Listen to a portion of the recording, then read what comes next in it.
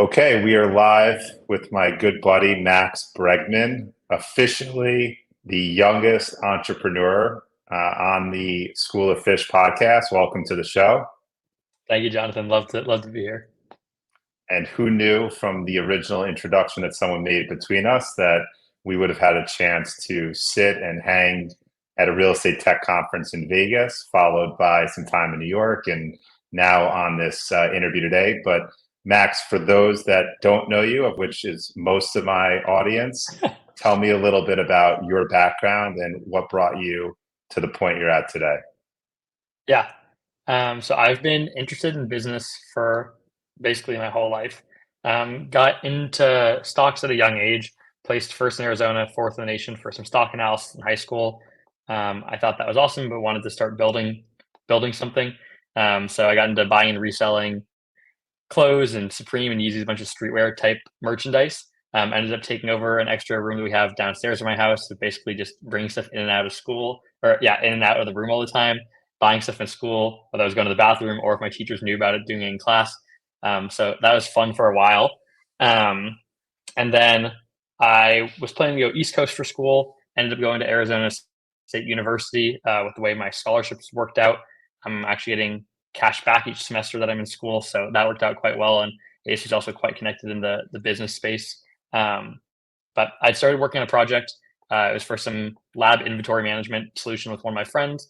We had a lab that was willing to pay for it, but I realized that I wasn't technical enough to actually build it. So I went to go work at a startup. I was their first hire doing backend development, building APIs, learned a lot there, did some tech consulting for a bank and for Starbucks. And then after that, I went to help lead the data team at Cul-de-sac. They're building the first car-free neighborhood in the US. So we had raised 30 million from Khosla for our Series A and 200 million in real estate funding to launch the first site. So that was awesome to be a part of. And then I left that at the end of 2022 to go full time with my current company, BreatheEV, and happy to dive more into that or any of my background, but definitely into the startup space. And we're going to get into BreatheEV, but I think Yeah. your history to the launch of this new company is as interesting to other entrepreneurs out there. Did you know at a young age that you had this kind of hustler entrepreneurial gene, or was it something that others around you have been like, Max, like you're really doing X, Y, and Z, and others made you aware of it, or a combination of the two? I think a mixture of the both. Like I've definitely been a hustler and just wanting to do and build my whole life. Um, like in school, I was pretty bored. Fourth grade, I beat my teacher in a math competition, and I switched schools just because. Yeah, I was not. I was bored in school. But outside of that, towards the end of elementary school, early junior high, my dad's stepdad had passed away, and I got his comics from the golden age, so like 30s and 40s. I ended up pricing those out, learning how to grade them. I ended up selling them to the guy that came up with the grading system for basically the same price that he graded them at. So that was pretty cool. Um, but yeah, outside of that, always been into business. But as I started doing more and winning more, whether it was through sports, Model UN, photography, whatever I was picking up, I realized that if I want to go do something, I can do it. And I think startups are the best and most efficient way to change the world. So I want to do all of that. But like I've been a magician since I was 5. Nobody in my family is a magician. But I got a gift from my grandparents for Hanukkah one year. I think I was like 5, and started doing that. My parents were just super supportive of what I was doing, and eventually did some shows for over 300 people. And still a big part of my life now. But had a lot of support that helped me get there and realized that I could go and build stuff. And here we are now. And when you were a magician, do you feel like there were certain skill sets that you brought to the table and then others that came out of it? And how Yeah. would you describe those to other up and coming magicians out there? Yeah, yeah. Well, both magicians and just anybody. I think everybody personally should learn magic. Like if I could have a skill that everybody learns, I think it would be magic. Um, Things that I've learned from it are how to interact with people. Like I can find something, whatever room I'm in, and it's an icebreaker, a way to connect with people and create some like memory and a break away from everything else in their lives to focus on some moment, which I think is really cool. It's also helped me connect with people where we don't both speak the same language and have been able to connect. And then being able to talk to anybody and not caring who I'm talking in front of or what event I'm at. I think it's helped a lot with that. But definitely learned a lot of that through magic, and even things like if you have hecklers or people that are like trying to watch everything you do, if you have a part of the trick where you act like you mess up, and then re-engage the audience, now they're more rooting for you and wanting you to get there. So I think there's different lessons from magic and interacting with people that you can tie into the rest of your life and business. It's been very fun. I'm glad I've been doing it.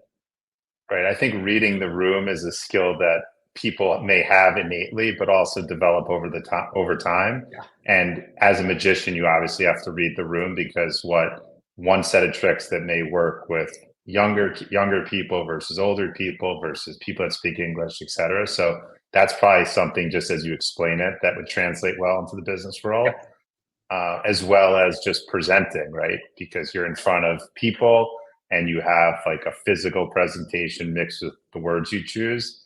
And that's Yep. something that I'm sure as you're out there pitching people as customers or trying to raise capital that become relevant. Yeah. I think like the storytelling is a huge piece of it. Um, so definitely agree with you on that. And now we could turn into the world that you're in today, Breathe EV, which is in the electric vehicle charging arena. How do you for give me like the 1 to 2 sentence explanation of what Breathe EV is? Yeah, we are a software company for electric vehicle charging. The main thing we've built is a reservation system, the first true reservation system. So people can now find and reserve chargers, and property owners can make money from it and maximize utilization of their infrastructure. And what problem do you feel like you're solving when you set out to build this company? Yeah. Um, so both my co-founders are long-term EV adopters. I've been renting and using EVs. Finally, just got my first one on Monday. But there's a ton of pain points with it. Um, we started off. I was getting dinner with one of my co-founders. This is before we started the company, and he's telling me about all these problems he had driving his car from here in Tempe, Phoenix to the Bay Area, and how he got to a charger, busy weekend, had to wait an hour and a half just to get to the charger and then charge. And I was like, like we can definitely build something for this. So we started looking at interstates, highway corridors, because there's definitely a big need there. But if you, as we were talking to more people, we were realizing if you can't charge at home, it makes it very difficult to own an EV. And with 81% of charging happening at home right now and 31% of Americans living in a multifamily complex, seemed like a good starting point. Like for example, my complex, we have one charger. So if somebody's parked there for too long, or you're coming downstairs every few hours, it's difficult as a resident to be able to charge and own an EV. So I'd say one of the main things we're solving for is access. And as you kind of had this idea, developed the technology and the platform, and now are in the market selling it to others, what are some of either the learning lessons that you've had going from A to B or B to C? And now that you're in the market, what are some of the pain points of actually getting others to buy into your vision? Yeah. We've been learning a lot. I learn a lot every day. I say one of my big learnings coming into the space is that different groups, like the real estate world, sometimes don't move at the same speed as the tech world. So getting used to some different timelines and dates and learning how to combine those two sectors, that's definitely been a big learning. Um, and also realizing that innovation uh, is very exciting, but also does take some time to get some adopters on board and get things moving. So took some time, but our pipeline is being built out a lot more. We've taken a lot of those learnings to help speed up a lot of what we're doing. But I'd say speed was a big one, and then also just like really making sure you have all of your boxes checked. Like one of the sites that we got installed recently, we went out to get the software up and running and realized that there was some Wi-Fi issues that weren't apparent at first. So we got that all figured out. But learning all of those things to have it all buttoned up before we get the deal done or before we get the site launched. So learning a lot. But yeah, now that we're out there, super exciting to be out there, and I think there's a lot more ahead with growth. But users have various ways to interact, and we can think of a lot of them, but we don't always see all of them. So constantly learning from that data that we get out there. We haven't made any shifts to our development yet, like at scale. But I'm sure as we keep growing and learning, we'll continue to roll some new iterations. And when you look at headwinds and tailwinds in the industry that you're in? It's definitely not an industry that I'm an expert in. Do you feel like there were more tailwinds starting out and more stuff that obstacles that you're up against now, or vice versa? Um, it's tough to say because the space changes so fast and in so many different directions. Whether it's standards changing, companies growing, going bankrupt, combining, like there's a lot of different movements in the space. I'd say a lot of the storyline is the same, where electric vehicles are being pushed, both from like a manufacturing and federal side. There is a lack of infrastructure and accessible infrastructure. So I think that the main points have stayed the same. Just some of the players and the pressures driving those have phased in or out or have had different strengths. But the storyline's been pretty similar throughout our journey. And when you look at the landscape ahead in 2024, even next year, what are some either macro or micro fundamentals that you're hoping to see or you expect to see that would really move the needle in the right direction for your company? Yeah. Um, there's a few. So it's great to see more and more manufacturers making EVs and having the price of those come down, especially with rebates and subsidies that are available. I think that'll really help boost production. Once we see electric vehicles match the same price as gas-powered cars, if not be cheaper, I think that's really going to kickstart a much larger adoption phase, which is great for us.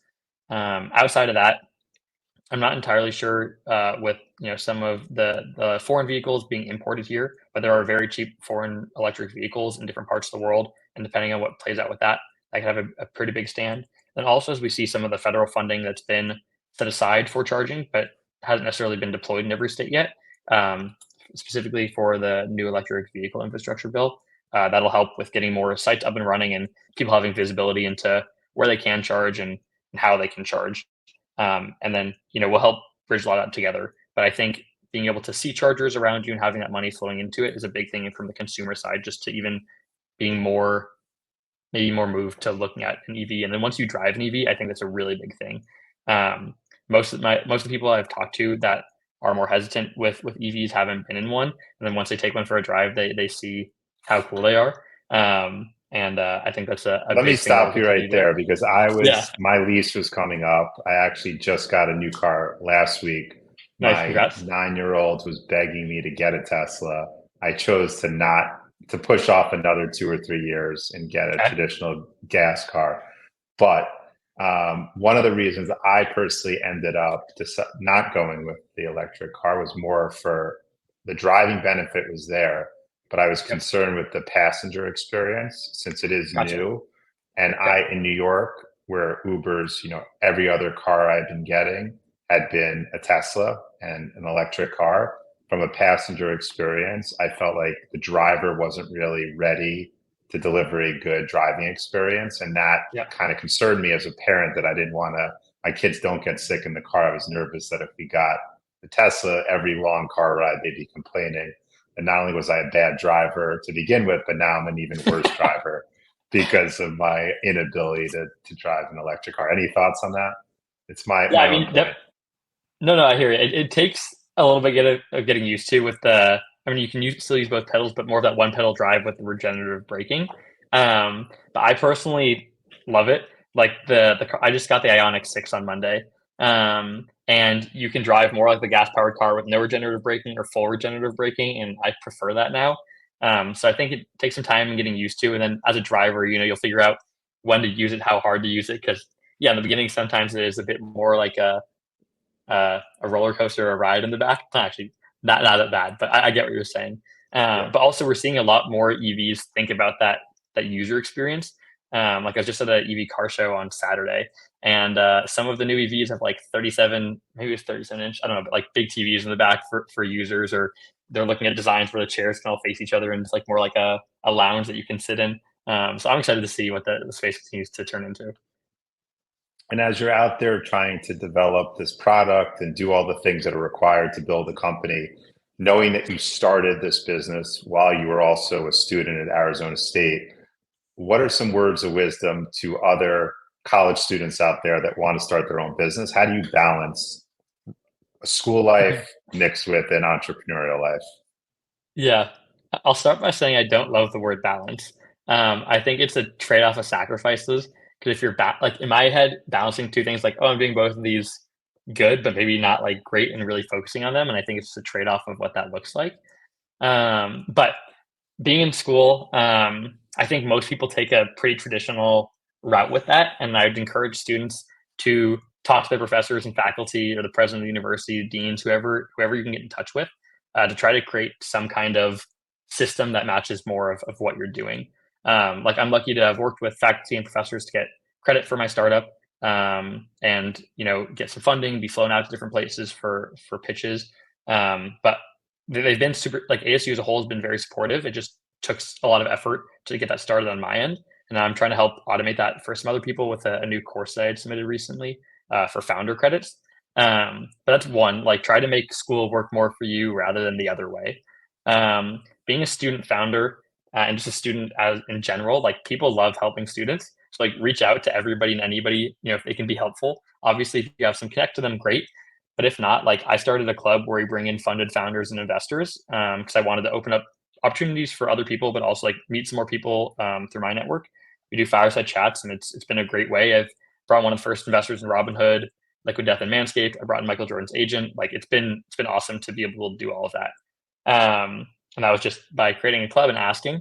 The other one is, like, startups as a whole is, I think there's a knowledge gap that people have. Like, if I tell somebody, not everybody, but if I tell somebody, "Hey, I'm working in a startup," like, they not automatically, but a lot of people are like, "Oh, you're rich, you're doing this big thing." It's like, no, like, you don't have much money, you're working like 80 to 100-hour weeks, like, almost all the time. If it works out, great. But there's a knowledge gap, I think, with some of that, and then also, like, how hard it is to start something. If you have an idea, whether it's from your personal pain points, or you've been hearing a lot of people talk about things, you have a team that's been complaining about some other stuff, you can dive into that, start building something. Like, you can have a model that doesn't fully work. You can have a lot of stuff automated in the back end, but a front end that people can just go through. And you see that you have interest, and you can start building from there. Like, I say the big thing is just start, because you're going to learn a lot by doing that. It's hard to plan everything out, especially if you're a first time founder, or just, I guess, maybe even any Right. founder in general. Right. And most people could psych themselves out before they ever start. And one Yep. tagline that's resonated with me over the last decade has been just starting the process in Yep. whatever it is you do. And sometimes less experience ends up being working in your favor, and sometimes more experience works against you if you know too much. So good for you for starting, because that's obviously one of the biggest hurdles. And then how do you kind of think about gaining experience? And you said before that you're learning every day, but when Yep. you're out there, you may not know something. How do you even begin to figure it out? Um, is it like almost trial by doing, or do you have a great mentor, advisor network, investor network that you turn to on a regular basis? Yeah, a mixture of those. So I would say very grateful for our investor network and our some of our advisors. We'll announce our first raise in a bit here, but, like, some of the more notable names and people that I work with pretty regularly, Ray Krogan. He helped build the international ATM network. He was one of Croc's first investors. He was on their board for over a decade. And Dan Tyre, he's had 5 exits. He was number 6 at HubSpot, just recently left to focus more on his portfolio company. So I get to meet with them every Monday, and they've been immensely helpful for giving me wisdom about business experience, and also personal life. And very grateful for all of them. Another more notable name is Eric Reese, who wrote the Lean Startup. He's just been around and seen everything and is connected to everybody. So being able to talk to him has given me a lot of new ideas and people. So definitely lean on my network a lot. Outside of that, if I don't know something, I'm very, very comfortable with asking people to explain it. I think it's better just to ask and learn them than act like you know it, and you know try to learn it later or have it bite you in the butt. So asking those questions is a big, big thing. And then also making sure that you're documenting your learnings, like whether it's in Slack, Notion, you talk to your friend about it, whatever that may look like. Asking those questions and documenting is a big thing, so you can build that knowledge base. Right. And you asked me before, like when I do these interviews, what's the purpose? Why am I Yep. doing it? Is it for the benefit of myself and my company, or something else? And I said to you that the reason I decided to start School of Fish just because I was having a lot of great conversations that weren't being recorded. And I look Mm. at this as just an extension of pressing a button to say, you and I would normally talk. Maybe it wouldn't be so much in an interview style or format, but I think it's cool to have a great conversation recorded. And if one people, 100, 1,000, a million people one day see it, all the better. But this is in a way my own version of documenting the journey that I'm on, that you're on, that we're on together. Yeah, I If love that it. I makes love it. sense. Yeah. And even, I give you credit. I communicate with a lot of people, but two things. One is we were introduced ahead of this real estate tech conference that happened in the fall of last year. And you were smart enough to stay in touch, follow up with me before the show, make sure that we linked up. And you tried to take advantage in a good way of that connection someone was willing to make introducing us, and then I was willing to also give back, because not that I was ever in your exact seat, but I also was younger at one stage of my life, and I felt like I always looked for older people to give their time or wisdom, and not everyone was willing to do that, so that's my own pay it forward. And the funny story that we're sharing now with the world is, in our own version of storytelling, I thought it'd be interesting when I were walking around the room and I said, Max, join me, I'll introduce you. That just naturally, I said, Max is the youngest entrepreneur or youngest founder at this real estate tech conference. And it worked, right? That was Yeah. something, there was no one we paid to come up with that storytelling one liner, but it got people's attention. And then you, as a savvy founder, knew how to relate to the person and do your own kind of storytelling. So hopefully you found that to be an effective methodology that I'm sure others could adapt to in their own conference attendance. Yeah, no, I agree. And yeah, I appreciate you, taking me under your wing and making all those introductions. Especially being at some of the real estate conferences. Being younger doesn't always have as much benefits as being young at a tech conference or a tech event. So I appreciate all those intros, and yeah, I met a lot of great people That and was had a fun. lot of fun there. And look, what came of it in an unpredictable way is someone had invited me to a private suite event, business event. And we walked up there and there were 5 or 10 people standing, sitting in the room. The first person that we started talking to was a real estate owner, operator, multifamily real estate. And when he asked you your background and he asked you where you went to school, it turns out he was also a Arizona State alum, former quarterback turned real estate mogul himself, and you guys ended up hopefully now forming your own friendship. So I Yeah, describe that as serendipity, and serendipity being a function of effort that we both made. 100%. So Max, we're gonna wrap up in a little bit, but I always like to kind of make this conversation about learning lessons, both for Mhm. things that you may be willing to share with others and other founders out there.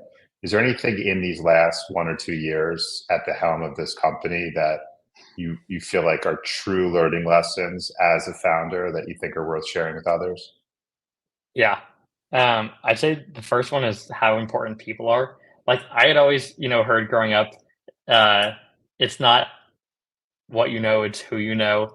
And then I heard a phrase recently where it's not who you know, but who knows you. I like that one. But like, I mean, I've known people are important, but the relationships that I've had and like really diving into that part of my life, I think it's been amplified like 100x, if not more.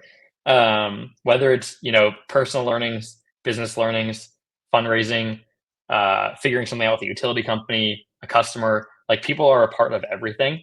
And I've had some really really cool opportunities open up that I would not have expected. Like one of my investors, introduced us to a mutual, and now here we are. So the people has been a really big piece of it. I'd say the power of Twitter, X, whatever you want to call it, has been growing a lot. Uh, like I don't post anything on social media almost anywhere. I've started doing some more recently, especially for the company.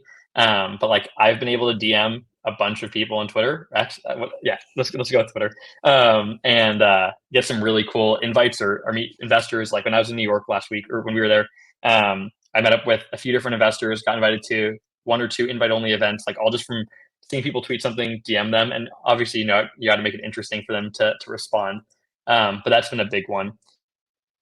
Um, I knew startups were going to be hard, uh, but they are very difficult. Like, working 80 to 100 hours a week every week, and it takes a long time to see some results, but it's fun. I love what I'm doing, and I think startups are essentially the most difficult and most rewarding thing that somebody can do in their life. But I love doing it. And another piece of that too, going back to people, like, have a network of people, of other startup founders that are around you, preferably, if they could be same stage or a little bit later. But not many people are going to fully understand like the highs and lows of it. And you can have the highest highs and lowest of lows in the same day. But having other founder friends that can relate to that is great. But also like people that you can work through similar business ideas with or problems, introducing each other to other investors. Say that's a big one. And like storytelling and leverage is a thing that you should always be working on and figuring out how you can make it work to help grow your company.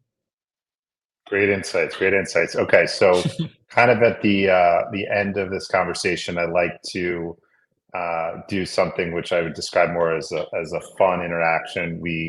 We've started calling it the quick catch session in honor of my Okay. last name and the name of the show. Rapid fire questions to just get to know Max a little bit better. So figure 10 or so questions. So be ready for that. Don't lose your voice so quickly. All Okay. right. Sounds good. Question one. One word that describes your entrepreneurial spirit.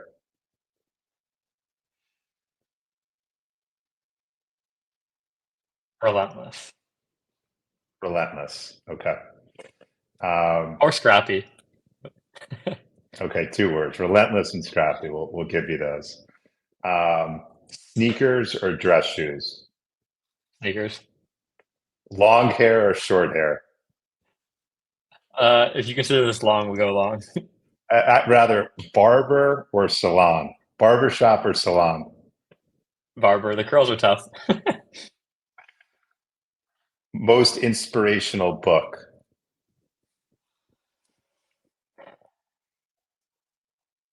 I really like Walter Isaacson's deep dives into to people. I just finished Steve Jobs one. I'm like a third of the way through, or halfway through Musk's. So just anything by Walter Isaacson. Best place to brainstorm ideas? Mm. I like being on top of like the tallest buildings I can find, where I can look out and just like see a bunch of things going on, but not necessarily see individual pieces.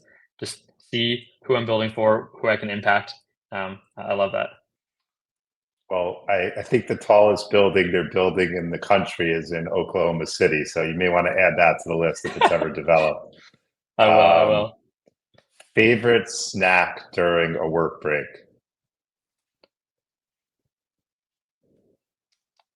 I love the dark chocolate covered frozen bananas from Trader Joe's.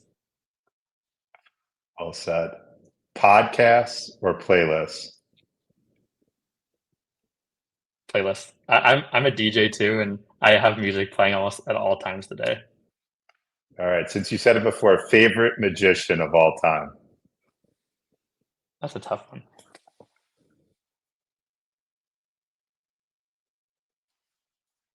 I like Harry Houdini a lot. I studied him quite a bit, but Penn and Teller for probably more modern day magicians. I've seen Penn and Teller on Broadway as a kid. That was I a good love it. one. Biggest tech pet peeve? Biggest tech pet peeve. Um, I'm not a fan of using Teams links for meetings. My co-founders love it. I'm not as much a fan. Um, so I'm gonna go with using Teams. All right. Two more here. Yep. Dream vacation destination? I've yet to been to Iceland, and I really want to go. I'll go with that. Okay. One word to describe your leadership style?